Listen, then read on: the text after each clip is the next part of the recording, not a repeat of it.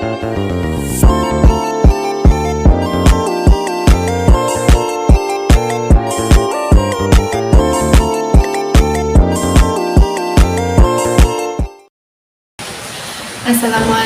warahmatullahi wabarakatuh. Halo guys, perkenalkan nama saya Fariha Ramadhani.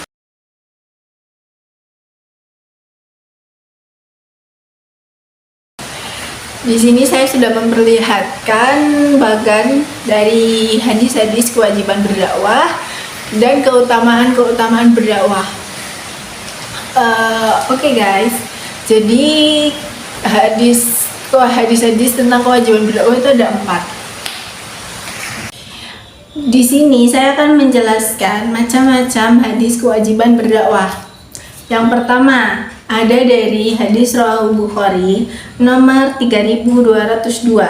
Artinya, telah bercerita kepada kami Abu Asim Ad-Dakhlaq bin Makhlad telah mengabarkan kepada kami Al-Uwais telah menceritakan kepada kami Hasan bin Atiyah dari Abi Kabsyah dari Abdullah bin Amru bahwa Nabi Shallallahu Alaihi Wasallam menyampaikan dariku sekalipun satu ayat dan ceritakanlah apa yang kalian dengar dari Bani Israel dan itu tidak apa. Dan siapa yang berdusta atasku maka dengan sengaja maka bersiap-siaplah menempati tempat duduk di neraka. Rawahu Bukhari. Hadis ini merupakan sumber hukum primer. Lalu dalam hadis ini menceritakan dakwah termasuk ibadah yang status hukumnya sangat tinggi, yaitu wajib. Dakwah merupakan satu hal yang harus dilaksanakan dan tentunya akan mendapatkan ganjaran sebagai sebuah pahala. Yang kedua dari hadis riwayat Sahih Bukhari nomor 2697 yang artinya berbunyi, barang siapa yang mengada-ngada dalam perkara agama kita, ini sesuatu yang tidak termasuk di jalannya, maka ia tertolak. Rawahu Sahih Bukhari. Maksudnya adalah ibadah merupakan suatu kewajiban yang harus dilakukan bagi setiap manusia. Dan ibadah itu banyak sekali kegiatan yang bisa kita lakukan, dari kegiatan-kegiatan kecil. Contohnya saat kita berjalan, kita melihat sebatang kayu di tengah jalan, kemudian kita menyingkirkan dari jalan itu, maka itu termasuk sudah sebuah ibadah. Lalu yang ketiga dari hadis Rawahu Muslim nomor 49 yang bunyi dari artinya dari Abu Sa'id Al-Khudri radhiyallahu anhu, dia berkata, aku mendengar Rasulullah Shallallahu Alaihi Wasallam bersabda, barang siapa dari kalian melihat kemungkaran, ubahlah dengan tangannya. Jika tidak bisa, ubahlah dengan lisannya. Jika tidak bisa, ingkarilah dengan hatinya, dan itu merupakan selemah-lemahnya iman.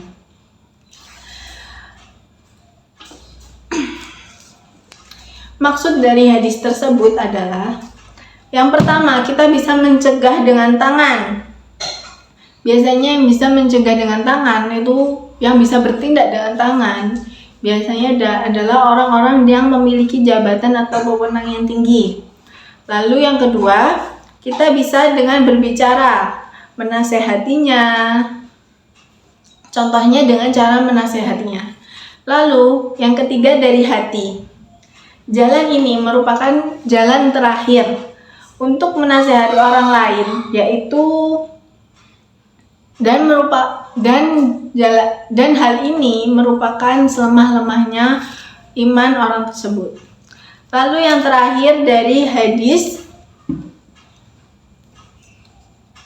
Tirmizi, artinya berbunyi, demi zat yang menguasai diriku, haruslah kamu menegakkan kepada kebaikan dan haruslah kamu mencegah perbuatan yang mungkar, atau Allah akan menurunkan siksa kepadamu. Kemudian kamu berdoa kepadanya di mana Allah tidak akan mengabulkan permohonanmu. Hadis riwayat Tirmizi. Maksud dari hadis ini tidak menjelaskan hukum dakwah secara jelas, akan tetapi perintah untuk mengerjakan dakwah jelas disebutkan. Lalu saya akan membahas keutamaan berdakwah dalam hadis-hadis ini.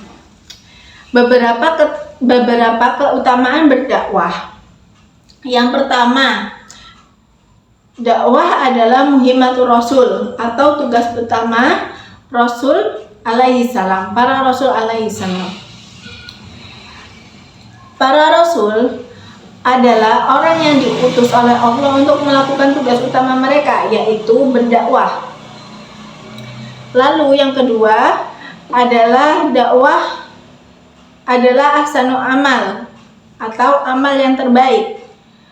Karena dakwah memelihara amal Islami di dalam kepribadian masyarakat. Membangun potensi dan memelihara amal soleh adalah amal dakwah.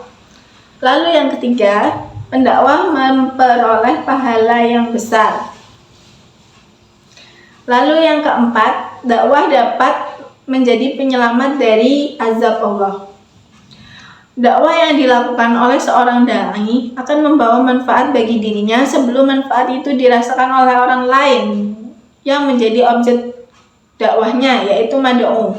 Manfaat itu antara lain adalah terlepasnya tanggung jawab di hadapan Allah Subhanahu wa taala sehingga ia terhindar dari azab Allah. Yang terakhir adalah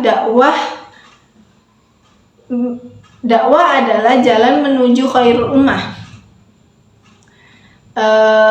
Khairul ummah adalah umat terbaik yang pernah ada, seperti yang telah disebutkan dalam Al-Quran surat Ali Imran ayat 10.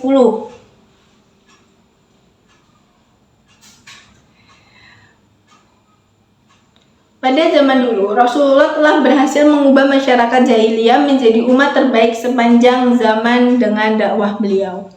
Cukup sekian resum makalah dari kelompok 1 yang berjudul hadis kewajiban berdakwah. Sekian dari saya, maaf bila ada salah kata. Wassalamualaikum warahmatullahi wabarakatuh.